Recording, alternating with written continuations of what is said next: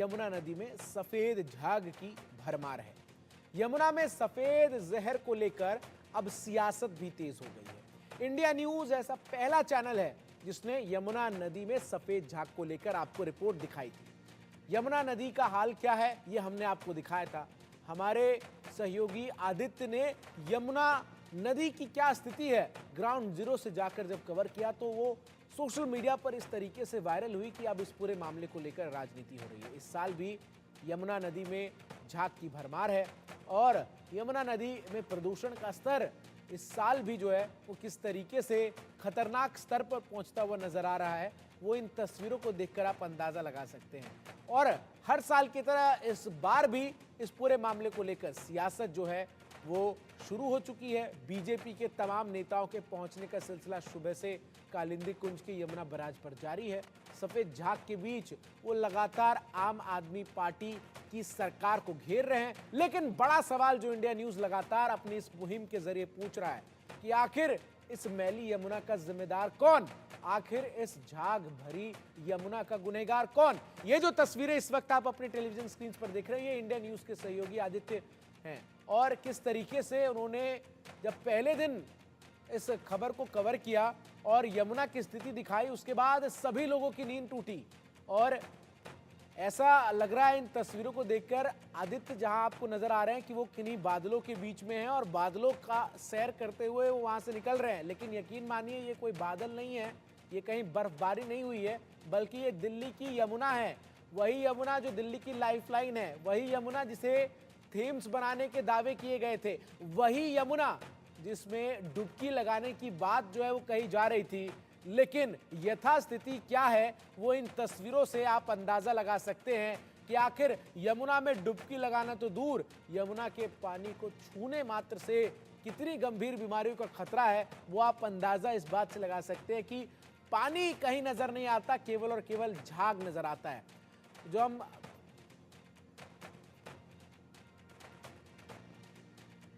तो वहीं जिस तरीके से यमुना की स्थिति है इसको लेकर आखिर दिल्ली के आम लोगों का क्या कुछ सोचना है ये भी हम आपको सुनवाते हैं और फिर सुनिए कि आखिर दिल्ली के पर्यावरण मंत्री गोपाल राय क्या कुछ कह रहे हैं। करने आए हुए हैं 3 साल से हम यहाँ यमुना सफाई कर रहे हैं और हमें यमुना सफाई करके बहुत अच्छा महसूस होता है क्योंकि हम यमुना को जैसे गंगा को माता मानते हैं ऐसे यमुना को भी अपनी माता मानते हैं।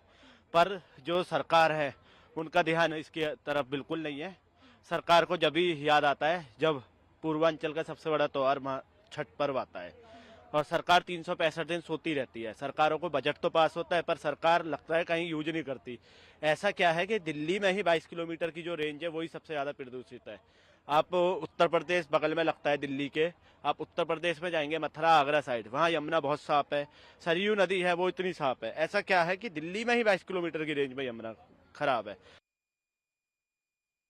हम लोग ये सफाई अभी यमुना की करें, जितना भी ये तट पे आया हुआ है बाहर में, जितना भी ये कचरा जो बह के आ रहा है वो साइड में आगे हम लोग बस उसका सफाई कर रहे हैं। और अंदर जितना इसमें पॉल्यूशन बह रहा है, इसमें अंदर जितना सारा कचरा बह रहा है वो उसका तो सफाई हम लोग कर नहीं पा रहे। हम लोग जितना अपने से पॉसिबल हो रहा है हम लोग उसका सफाई कर ले रहे हैं। और जैसे कि आप लोग देख सकते हैं ये यमुना नदी है, इसमें 80% तक केमिकल बह रहा है, बस नाला बह रहा है।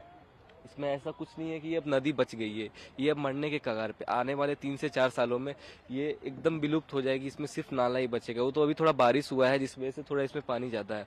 अगर आप कुछ दिन पहले आते तो बस इसमें थोड़ा सा नाला बह रहा मिलता आपको और कुछ भी नहीं। और हमारे अकेले के कहने से, इतने हमारा ग्रुप है बाईएसएस फाउंडेशन हमारा एनजीओ है, उसे हमारे करने से बस ये नहीं हो रहा है कि पूरा इतने से ही सारा कुछ नहीं हो जाएगा। और भी लोगों को इसके लिए करना पड़ेगा, सब मिल के करें तब जाकर के हम लोग बचा सकते हैं हमारे ये नदी को, यमुना नदी को।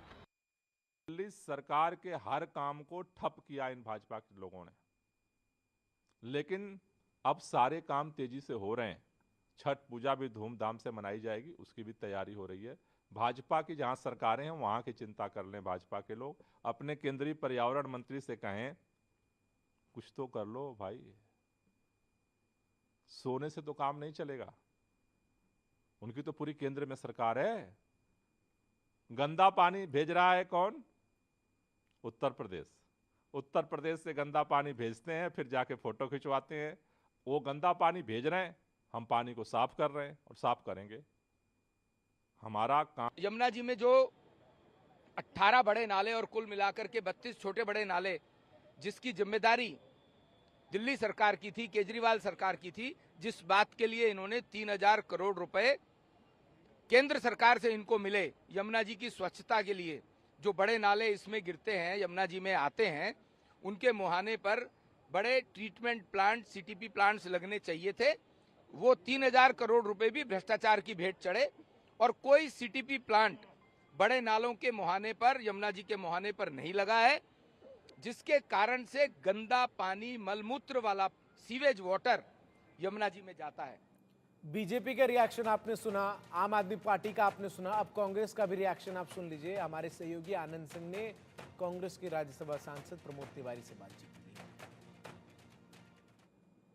सर, इंडिया न्यूज़ ने एक मुहिम चलाई है, यमुना में गंदगी।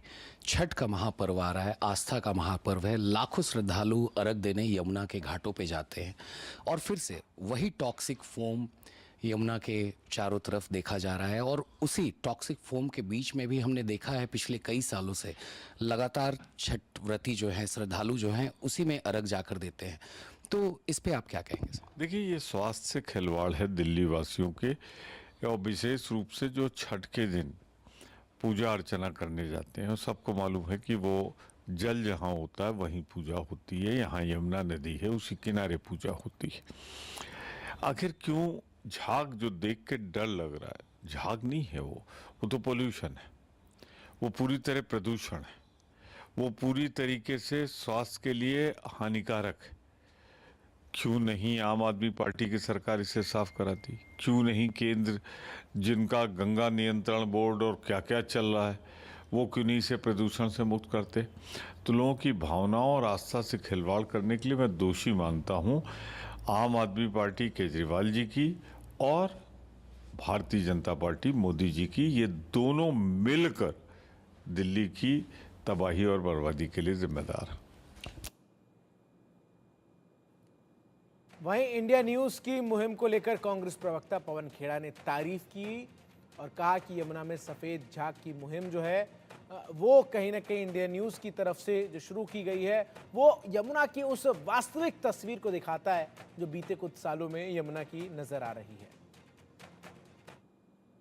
को बधाई देते हैं कि आपने इस तरह का एक बीड़ा हाथ में उठाया है। ज़रूरी है, जब तक सरकारों को आप जगाएंगे नहीं, वो केंद्र में मोदी और शाह की सरकार हो या राज्य में अरविंद केजरीवाल की सरकार हो, तब तक छठ मनाने वाले यूं ही संघर्ष करेंगे कि साफ पानी कहीं मिल जाए जहां वो छठ मैया की आराधना कर सकें।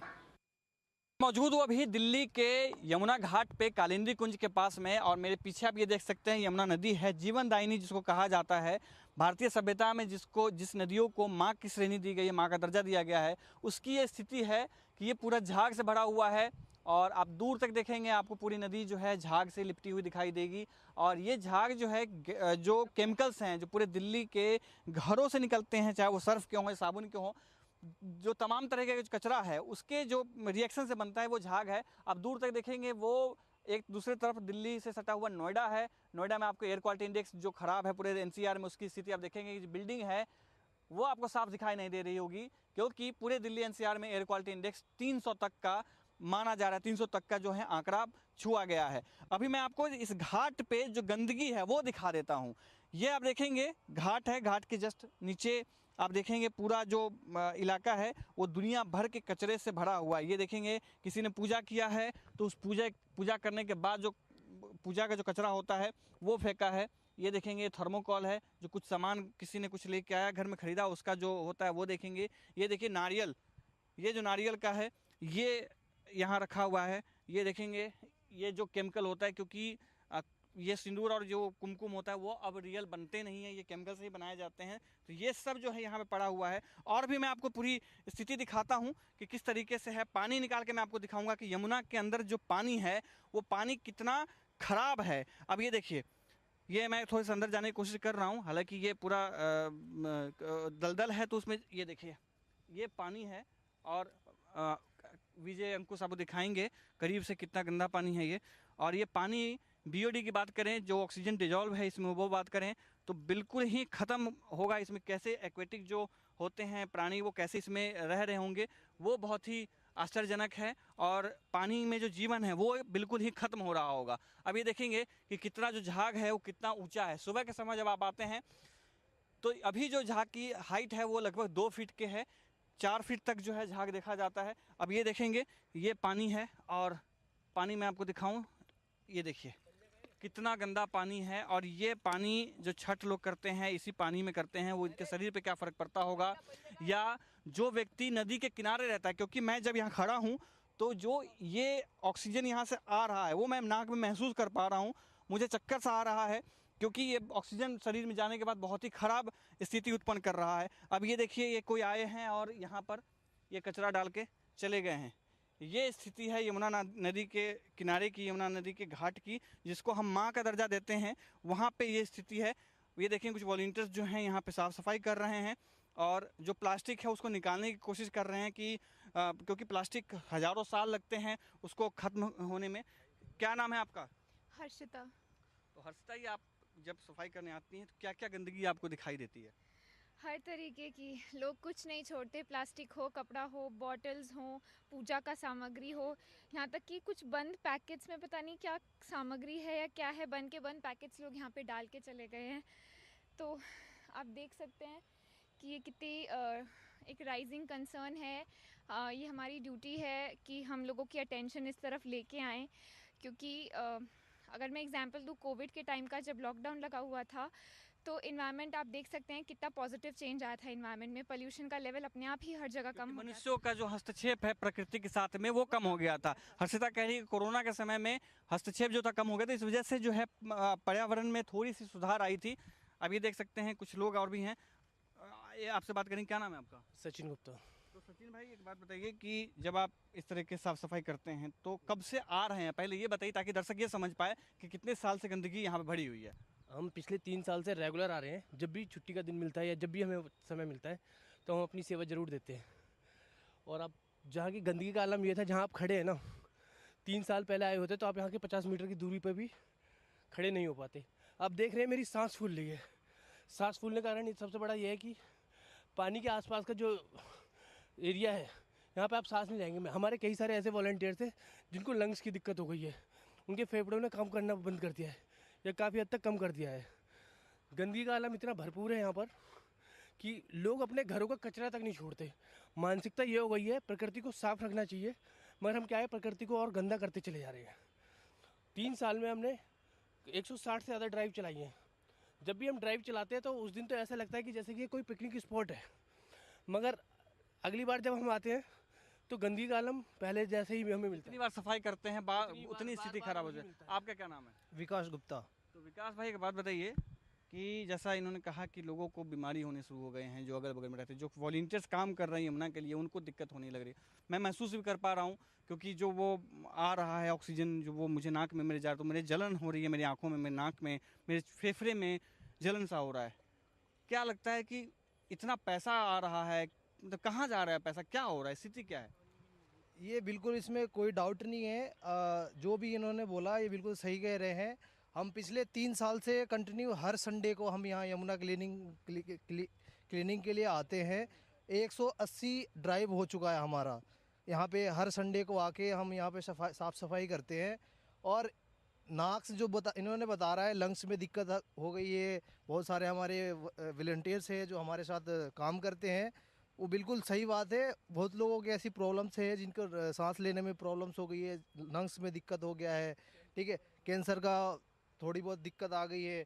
हम कंटिन्यूसली आते रहते हैं। इससे हमें क्या ज़रूरत है? कोविड के टाइम में इन्होंने बताया और एक और मैम ने एक बताया कोविड के बारे में। कोविड के टाइम पे सबसे ज़्यादा इम्पोर्टेंट क्या था? एयर पोल्यूशन, ये जल का, यही सारी चीज़ें की ज़रूरत पड़ती थी उस टाइम। तो ये सारी बातें सच है। हाँ, मैं आपको फिर से दिखा देता हूँ। ये आप देखेंगे कि ये जो पूरे दिल्ली में जो यमुना पड़ता है, लगभग 22 किलोमीटर का यमुना, यानी कि यमुनोत्री जो यमुना का उद्गम स्थल है, वहाँ से जब यमुनोत्री निकलती है, उसके बाद यमुना जब संगम में जाके मिलती है, इस पूरे अपने यात्रा में मात्र 22 किलोमीटर का जो दायरा है वो दिल्ली होके गुजरता है, दिल्ली में पड़ता है। यानी कि अगर हम प्रतिशत की बात करें तो मात्र 2% जो दिल्ली में है वो दायरा पड़ता है। इसमें अगर प्रदूषण की बात करें कि दिल्ली में कितने प्रदूषण, हम उसमें हस्तक्षेप हमारा कितना है, उसमें योगदान कितना है, तो लगभग 76-77% जो पूरा योगदान है यमुना को गंदा करने का, वो दिल्ली वासियों का जाता है, या दिल्ली में रहने वाले जो लोग हैं वो जाता है। कचरा की अगर हम बात करें तो अब ये देखेंगे कि ये जो पूरा है, ये झाग कैसे बनता है वो भी मैं आपको दिखा देता हूँ। वो आपको दूर दिखाई दे रहा होगा, जब पानी अपने बहुत फुल स्पीड में जब आ रहा है तो वो एक वॉशिंग मशीन टाइप में, जो एक जो सर्कुलेट घूमने वाली जो मशीन होती है, उस तरीके का क्रिएट कर रहा है, और उस क्रिएशन से ही ये पूरी झाग जो है वो बन रही है। यानी कि पूरे दिल्ली से जो भी कचरा, जो भी घर से जो भी हाउस होल्ड जो भी कचरा निकलता है, या जो भी हम सर्फ या साबुन या कोई भी ऐसी चीज़ जो फास्फेट या अमोनिया से बना हुआ है वो हम इस्तेमाल करते हैं, तो उसका जो पूरा कचरा है वो बिना ट्रीटमेंट किए हुए ही दिल्ली के इस यमुना नदी में बहाया जाता है, जिसका परिणाम ये होता है कि ये झाग पूरा जो है वो आपको दिखाई देता है। और भी कुछ वॉलंटियर है वो आ रहे हैं और हाथ में बॉटल लिए हुए हैं।